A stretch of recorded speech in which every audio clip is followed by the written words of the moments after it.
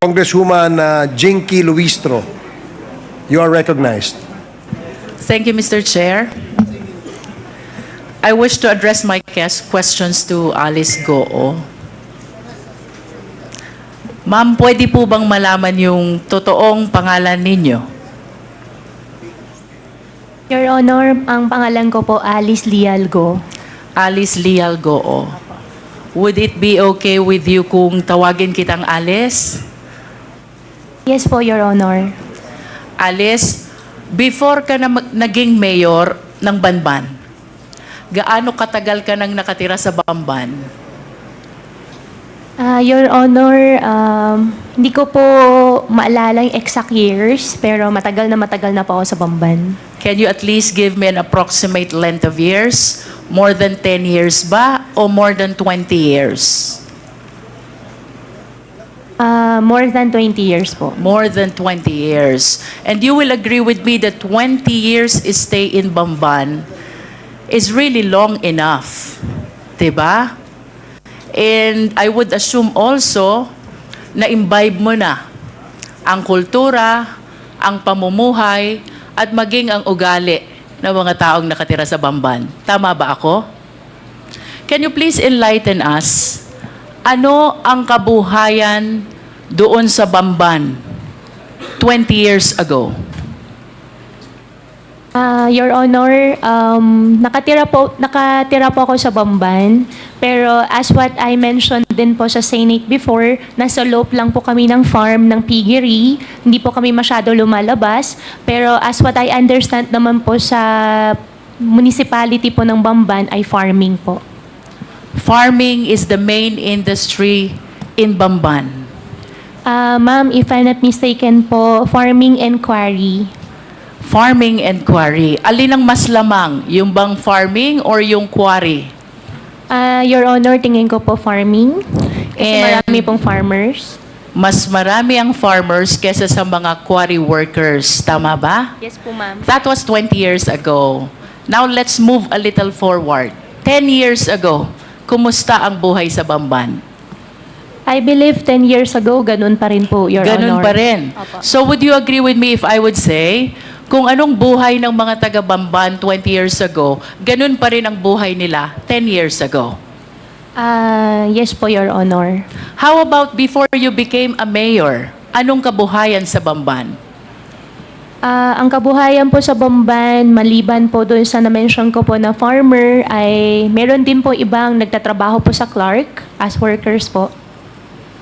And would you say na ang buhay sa Bamban for the length of 20 years, madali ba o mahirap para sa mga mamamayan ng Bamban? What do you think? From the point of view of an ordinary resident of Bamban, bago ka naging mayor, how do you appreciate the life in Bamban? Madali ba? Masagana ba? Mahirap ba? I believe, Your Honor, hindi po madali para sa kanila at tingin ko rin po, marami pa rin po yung mahihirap. So, you will agree with me if I would say, mahirap ang buhay sa Bamban. Your Honor, tingin ko po hindi naman po lahat, pero for sure po meron po. Alin ang mas lamang, ang mahirap o ang mayaman? Your Honor, mas lamang po ang mahirap. Mas lamang ang mahirap. And soon enough, Mayor, tumakbo ka bilang mayor, di ba? Tama bang isipin na because of your observation na mahirap ang buhay sa Bamban, na antig ang kalooban mo, naawa ka sa mga tao, nangarap ka para sa kanila ng kaginhawahan? Tama ba yun, Mayor? Your Honor, that's one of the reason din po. So you confirm na ang dahilan kung bakit tumakbo kang mayor, gusto mong paunlarin ang mga tao sa Bamban. Your Honor, that's one of the reason po, opo. May I know, Mayor, nung na-elect po ba kayo, ano pong type of municipality ang Bamban as to income classification? Your Honor, second-class municipality po. Second-class municipality. And if you still remember, magkano ho ba ang kita ng LGU ng Bamban being a second-class municipality? Your Honor, I have no figure po and hindi ko po maalala po yung data po. But nevertheless, Ma'am Alice, you recognize the fact na iba kung hindi ka mayor, iba kung mayor ka, kung ang pag-uusapan natin ay ang pangarap mong mapaunlad ang Bamban. Tama ba yun? Opo.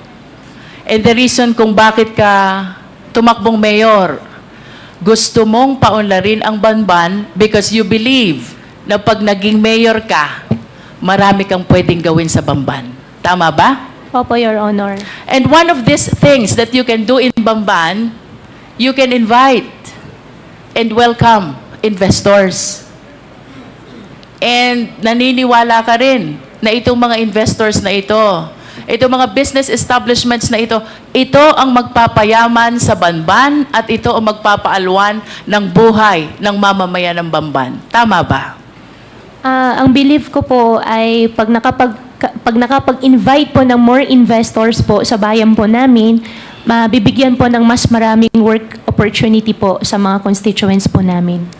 And let us move forward, Ma'am Alice. 2022, tumakbo ka na at umupo ka na bilang mayor. Of course, you confirm that because that is a common knowledge, no? I'll be showing some pictures, ma'am, ha?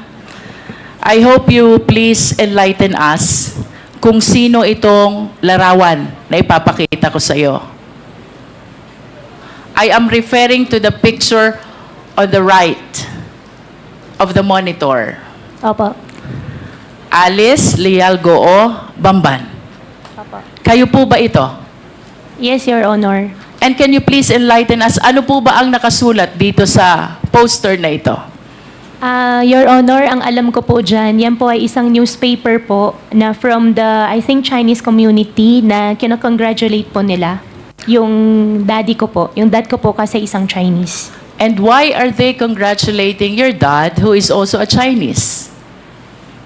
Sila po yung, since Chinese, tingin ko po since Chinese po sila, at nag-congratulate po sila through Chinese newspaper. I consulted some people who know how to read these Chinese characters. And according to them, the exact translation of these characters goes like this. Congratulations to the first Chinese mayor, Alice Leal Goo of Bamban. Ma'am, wala pong ganun nakalagay. Okay. Can we proceed to the next picture?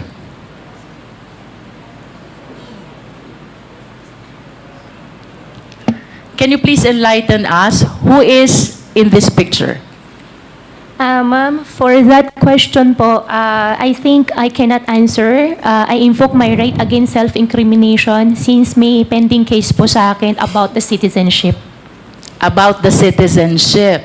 But would you agree with me if I would say, kamukha mo yung nasa picture? Ma'am, I will not confirm po. Let us proceed to the third picture.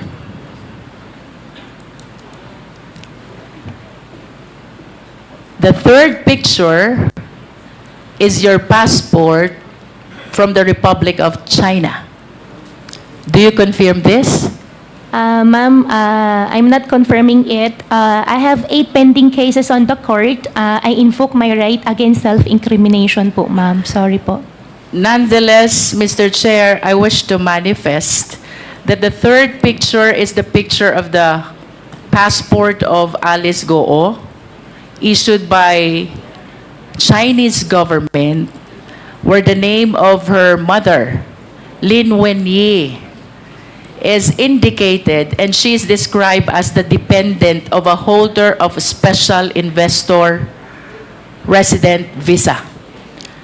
The mother is even described as from Fujian province. And I wish to go back to The first picture, Miss Alice Goo was described also as from Fujian province.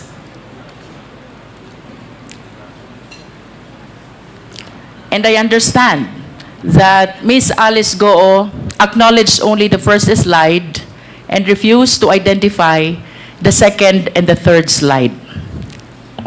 Nonetheless, Mr. Chair, I wish to manifest that these documents are evidence to show that indeed the nationality of Ms. Goo is Chinese. Nonetheless, Mr. Chair, in order to realize her intention, run to a public position, bring growth and prosperity to the municipality of Bamban, including the people who lives thereat, Ms. Alice Goo allowed, if not she's the one who purposely caused the same, the late registration of his birth, and even the application of her Philippine passport. I understand, Mr. Chair, that the right to run to a public office is a right which is exclusive to Filipino citizens. And I wish to manifest as well that this should be dealt with by law, because this is something which open the country to issues of national security and interest, Mr. Chair. If I may proceed, Mr. Chair, bilang mayor, Ma'am Alice, in line with your vision, paunlarin ang Bamban, bigyan ng kaunlaran ang taga-Bamban. Ano po ba ang mga kumpanya na dumating sa Bamban during your time as mayor of Bamban? During my time po, dumating po ang Jollibee, dumating din po ang McDonald's, dumating din po si RCS po na isang supermarket chain, and supposedly may mga darating pa mga factories and restaurants po, ma'am. And would you confirm that it was also during your time nung dumating ang Baofu? No po, ma'am. You don't? Ang Baofu po is not 2022 po, ma'am. But the business permit signed by you shows the date October 25, 2022. Ma'am, I think may previous po na mayor's permit. Nag-start po Let yan me rephrase my 2000. question. Therefore, it was during your time nung na-renew ang business permit ng Baofu. Do you agree to that? Sorry, Your Honor, anong year po? 2022, October 25. October 20. I think po. Opo. You are the mayor already. As a matter of fact, if the Secretariat can show the business permit of Baofu was signed by Miss Alice Goo in her capacity as mayor. And would you confirm as well na yung Zunyu One Tech dumating din at naisuhan ng business permit during your time? Your Honor, I issued the mayor's permit for Zunyu 1 because meron po silang PACCAR license po na pinakita po sa amin. May we direct the resource speaker, Mr. Chair, to limit her answer to the question. The question, Ms. Alice Goo, is pinatototohanan mo ba na sa panahon mo bilang mayor, June 27, 2023, na-create ang Zunyu 1 at na-issue ang business permit? Your Honor, I issued the permit for Zunyu 1 with the attachment of PACCAR license po nila. But you confirmed that you issued the business permit. I issued the business permit with the attachment po ng PACCAR license po nila. Thank you. Thank you How po. about Hongsheng Corporation? When was this established? Your Honor, for Hongsheng, I'm not sure with the exact date po. And you will agree with me also that during the Senate hearing, etong tatlong kumpanyang ito, whenever you are being interpellated, palaging nababanggit. Yes po. Tama ba? Yes po. Can you enlighten us? Ano po ba ang naging koneksyon, partisipasyon nyo dito sa tatlong kumpanyang ito kung bakit parating nababanggit ang mga kumpanya na to? Your Honor, I think 2018 or earlier, hindi lang po talaga ako sure sa exact year, the land of the Baofu belongs to me. And I sold... What year is that, Miss Alice? Your Honor, 2018 or 19. 2018. You are the owner of the land of Baofu. Of the land. 2018. Yeah, 18 or 19. You are not yet the mayor. I'm not yet the mayor. Okay. And 2021, I divest the entire property to the corporation po. And can you please cite the exact date when you divested yourself of your interest in Baofu? 2021. September 21, 2021. I believe so po, ma'am. And that is 7 days before you filed your certificate of candidacy for mayor of Bamban. Okay. What therefore is the significance of your ownership of this land with respect to Baofu, Hongsheng, and Sunyuan? Ano pong kahalagahan ng pag-aari nyo? Your Honor, after year 2021, I owned the land before year 2021. After year 2021, wala na po ako pag-aari. Hongsheng, I don't belong. Zunyuan, I don't belong din po. What therefore is the connection of Baofu with Hongsheng? Baofu and Hongsheng, as what I understand, Baofu is the property owner and Hongsheng is the licensee po. How about Baofu and Zunyuan?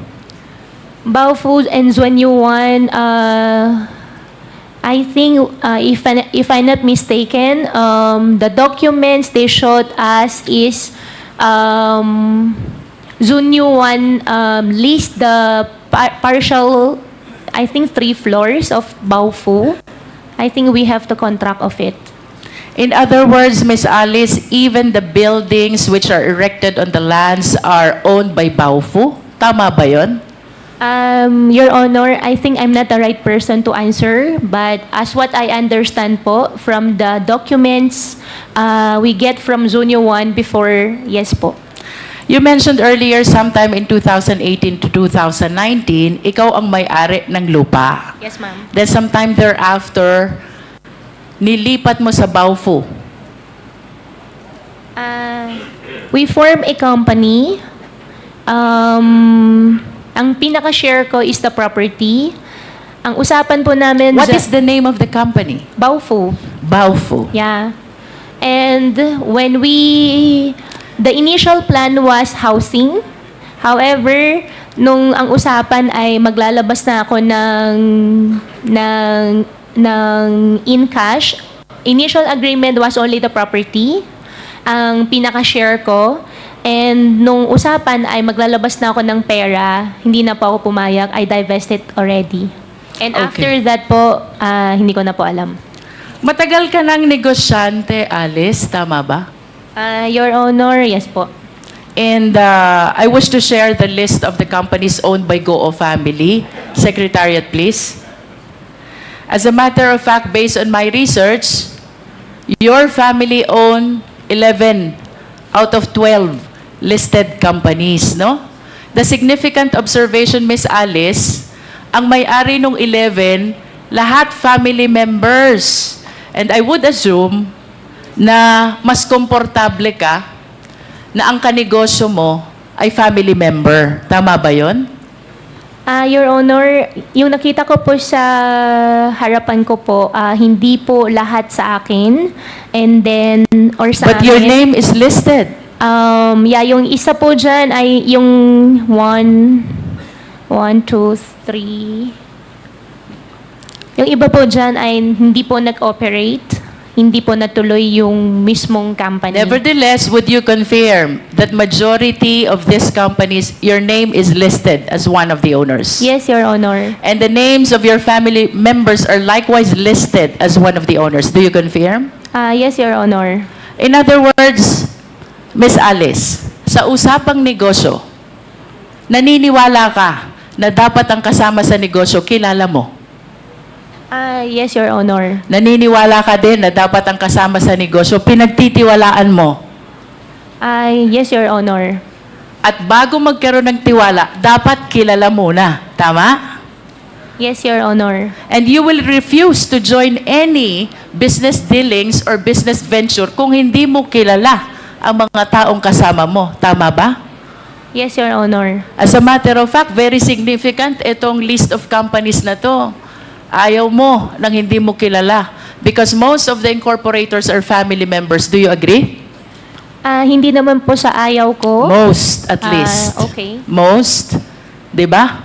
Ang maliwanag, Alice, hindi ka sasama sa negosyo kung hindi mo kilala at hindi ka nagtitiwala sa taong kasama mo. Yes po. Correct. Now, I wish to invite your attention to the Articles of Incorporation of Baofu. Secretariat, kindly flash.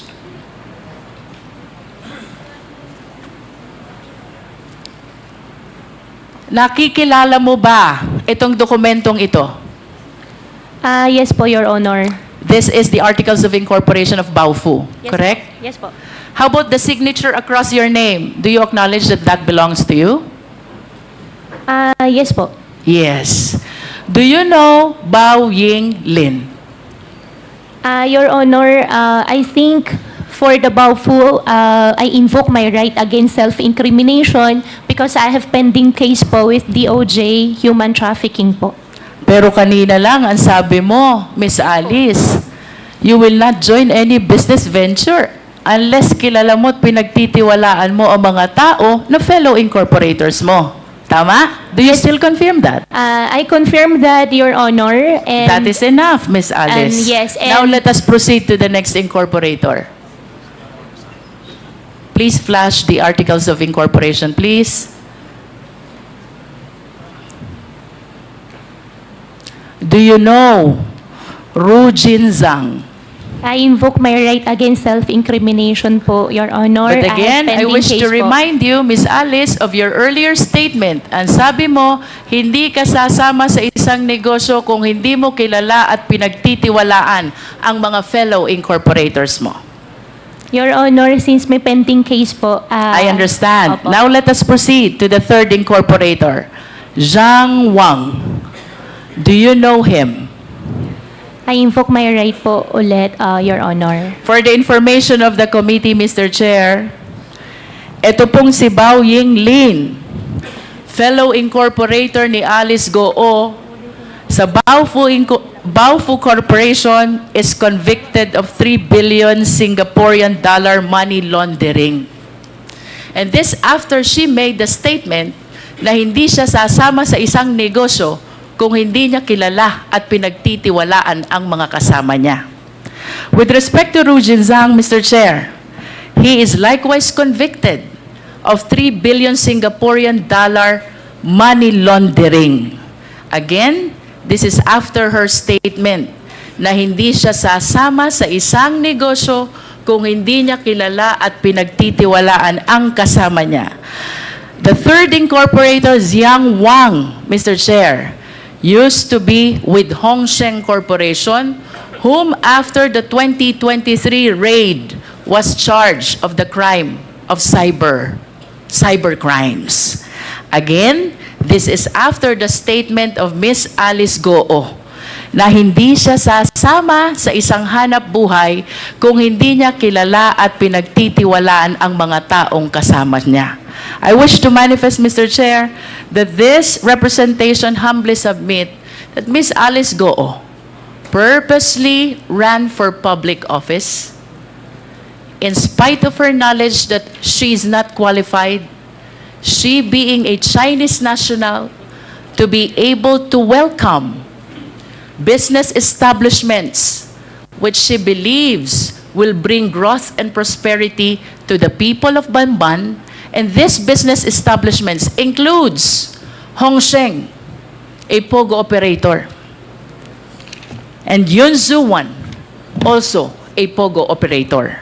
As a matter of fact, Mr. Chair, dito po sa location ng dalawang company na to, which lease the property of Baofu, with whom Ms. Alice transferred her land in exchange of shareholdings sometime in 2021 while maintaining control of the same after the same date. Dito po nahuli ang maraming Chinese nationals who are now charged of the cases of money laundering and even qualified human trafficking, Mr. Chair. Please, na itong Hongsheng, ang Baofu, Zunyuan, and you are one and the same. Do you agree? Totally not agree. Totally not. Listen to this. September 16, 2020, you signed the application in the Sangguniang Bayan of Bamban in behalf of Hongsheng, applying for franchise, license, and permit. Your Honor, I did not sign any documents po. You did not sign. I did not sign. However, nakalagay po yung pangalan ko po dyan as representative, but I did not sign any documents po. Would you know kung sino ang naglagay ng pangalan mo? Your Honor, I have no idea. You have no idea. Next, Ms. Alice, February 11, 2021, you executed a lease. Perhaps this is over the property of Baofu with Hongsheng, and during that time, Hongsheng is represented by Telma Laranan. Do you confirm this? Your Honor, regarding Baofu, I invoked my right against self-incrimination po. Third, Ms. Alice, early 2023, Hongsheng was raided because of cybercrime. And one of your fellow incorporators in Baofu, which kanina sabi mo, doon mo transfer yung lupa mo sa Bamban. One of your fellow incorporators, Zhang Wang, nakasuhan ng cybercrime. Do you confirm this? Your Honor, hindi ko kinong-confirm. I have no idea nakasuhan po siya ng cyber. And after ma-raid itong Hongsheng, Zunyuan Technology applied for a business permit on the same address, on the same location. You were the mayor, you issued the permit. Do you confirm? Ma'am, I issued the permit with the attachment of PAGCAR license. I understand. But what is apparent, Mr. Chair, well, there is a document where Alice Goo is described as representative of Hongsheng back in September 16, 2020. This is the first POGO operator. It was followed by a contract of lease signed by Alice Goo with Hongsheng. And then this was followed by the raid of Hongsheng, which was replaced by Zunyuan, which Alice Goo provided a business permit in her capacity as a mayor. I wish to share to the committee the doctrine of piercing the veil of corporate entity, because it is very clear, Mr. Chair, Hongsheng, Alice Goo, Baofu, and Zunyuan are one and the same. Mr. Chair, I'm about to wind up, but I have few questions left. Can we please show the last slide of two personalities with last name Yang? Secretariat, please.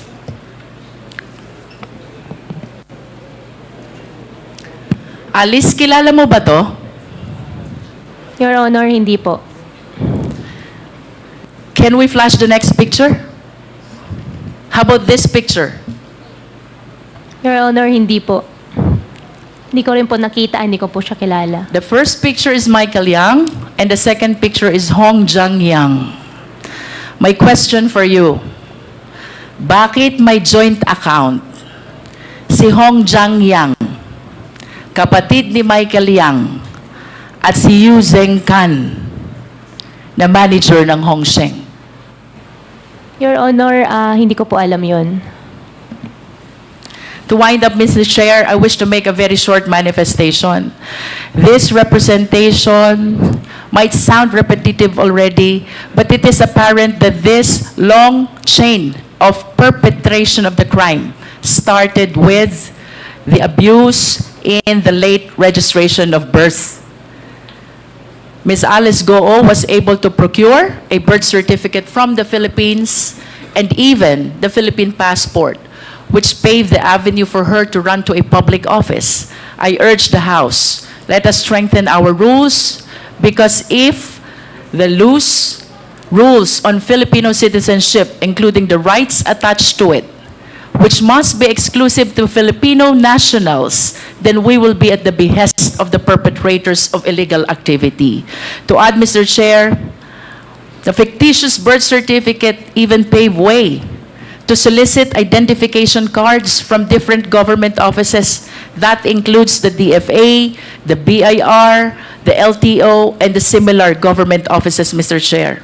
Second, Mr. Chair, the layering by way of registration of various documents, making it appear that they are legit corporation, makes it harder for the Philippine government to verify and even monitor the illegal activities of these foreign nationals, Mr. Chair.